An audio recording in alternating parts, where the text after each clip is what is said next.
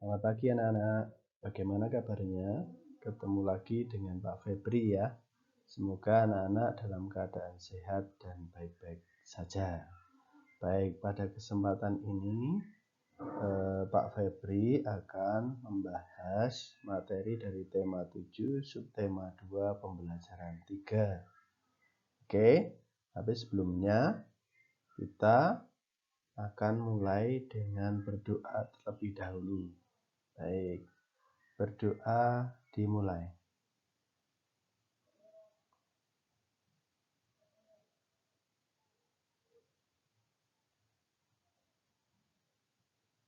Cukup, terima kasih. Tak lupa Pak Febri juga mengingatkan untuk tetap menaati protokol kesehatan ya, yaitu 4M, menjaga jarak, memakai masker, mencuci tangan dengan sabun, dan juga jangan lupa makan makanan yang bergizi.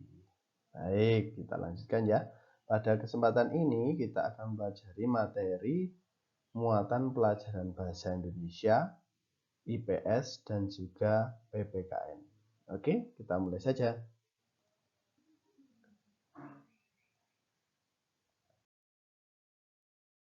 Untuk bahasa Indonesia, kita akan memulai mempelajari tentang biografi. Apa itu biografi?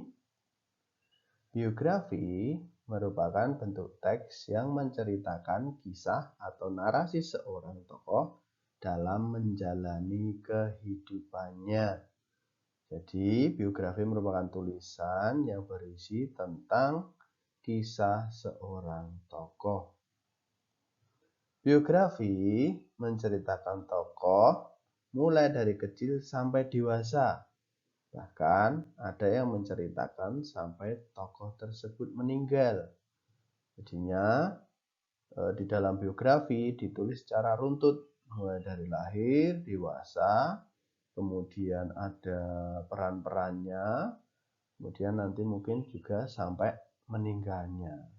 Nanti anak-anak akan pelajari biografi seorang proklamator kemerdekaan Indonesia, yaitu Bapak Insinyur Soekarno. Nanti silahkan dilihat di link ya. Jangan lupa di Google Classroom ada link ya. Di situ tujuannya apa? Untuk dibaca. Silahkan dibaca, dibuka linknya, kemudian dibaca dan dipelajari. Oke, kita lanjutkan.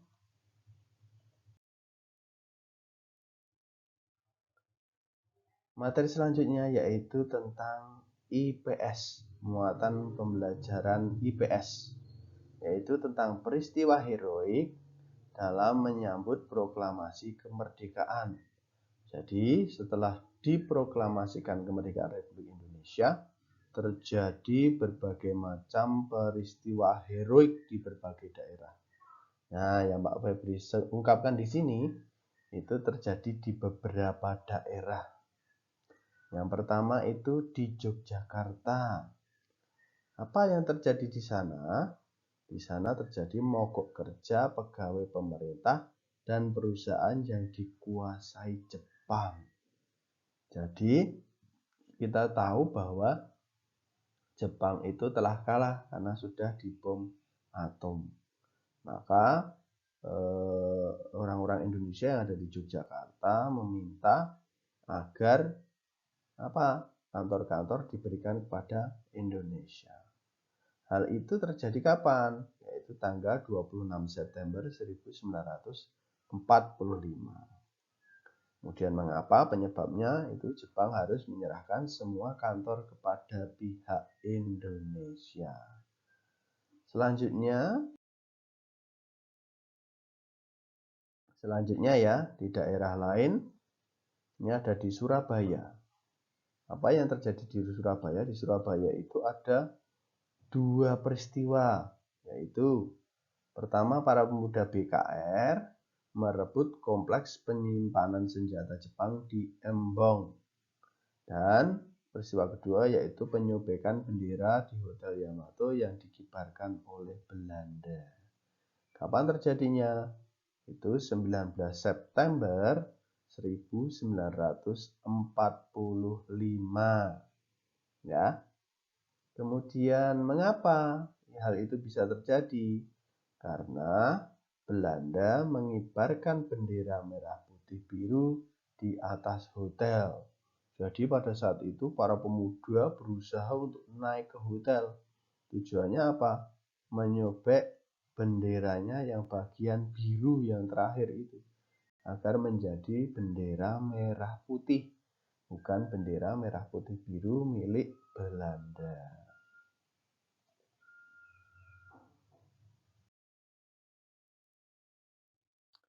Peristiwa heroik berikutnya itu ada di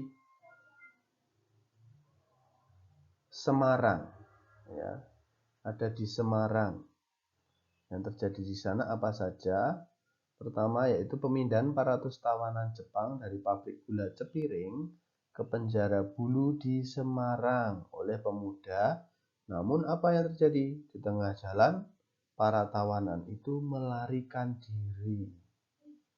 Nah, pemicu yang kedua itu meninggalnya Dr. Karyadi saat ingin memeriksa air minum. Jadi ada rumor bahwa Jepang itu meracuni air minum yang dipakai oleh masyarakat. Maka diutuslah Dr. Karyadi, tapi ternyata Dr. Karyadi itu meninggal di tengah jalan. Kapan itu? Tanggal 14 Oktober 1945. Nah, mengapa ini terjadi? Tawanan Jepang melarikan diri tadi, seperti yang Pak Febri katakan.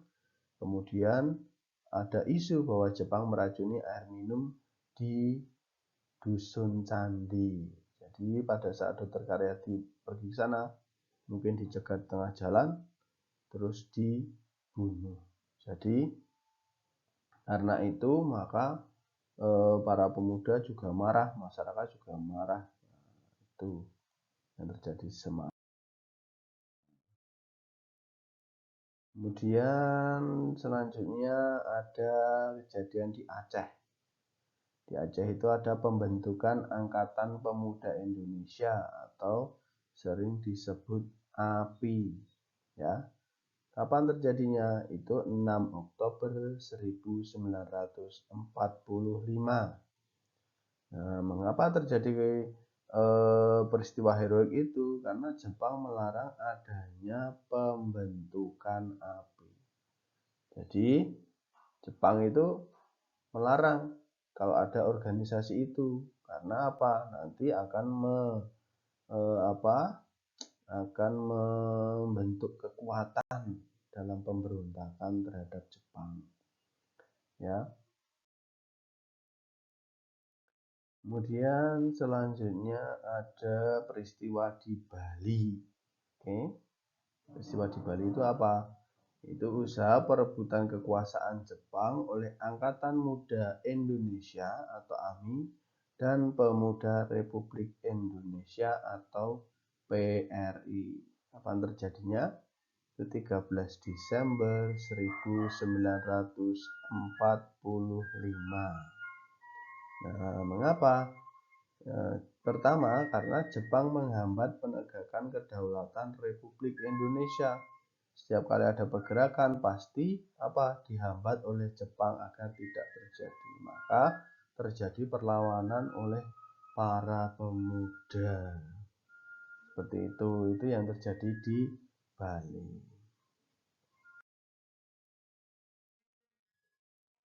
Baik, dari peristiwa-peristiwa tersebut kita sebagai bangsa Indonesia harusnya bisa belajar ya, bagaimana para pejuang, para pemuda mencoba untuk merebut kemerdekaan Indonesia. Bagaimana pemuda itu memperjuangkan kemerdekaan Indonesia di berbagai wilayah. Nah, dari situ kita dapat memetik beberapa pelajaran. Pertama, perjuangan kemerdekaan tidak memandang suku, ras, agama, dan golongan. Sebagai kesatuan negara Republik Indonesia, tentu saja orang-orang yang berjuang di dalamnya pada saat itu ada di Aceh, ada di Bali, ada di Yogyakarta, ada di Semarang. tentu mengesampingkan yang namanya suku, ras, agama, dan golongan. Otomatis di situ ada saling sikap menghargai. Mungkin berbeda agama, tapi kita adalah satu Indonesia. Ya, semacam itu. Kemudian kita juga bertolak pada semboyan Pancasila, yaitu Bhinneka Tunggal Ika, ya. Itu yang diambil dari kitab Sutasoma yang ditulis oleh Empu Tantular. Nah, tentu anak-anak sudah tahu ya, Bhinneka Tunggal Ika itu artinya apa? Yaitu berbeda-beda tetapi tetap satu jua. Walaupun kita agamanya banyak, berbagai macam, sukunya banyak, rasnya banyak, tetapi tetap satu, yaitu Indonesia. Kemudian kerukunan, saling menghormati dan menghargai, gotong royong harus dijaga. Itu merupakan budaya yang sangat baik sekali yang dimiliki oleh bangsa Indonesia. Maka bagaimana kita sebagai pelajar mengaplikasikannya? Ya otomatis tetap menjaga kerukunan, ya toh, tetap bertindak disiplin, tanggung jawab. Jika ada teman yang berbeda agama, kita hormati, misalnya beribadah. Ya, kita tidak boleh memaksakan kepercayaan kita atau tidak menganggap suku kita paling baik, tapi apa?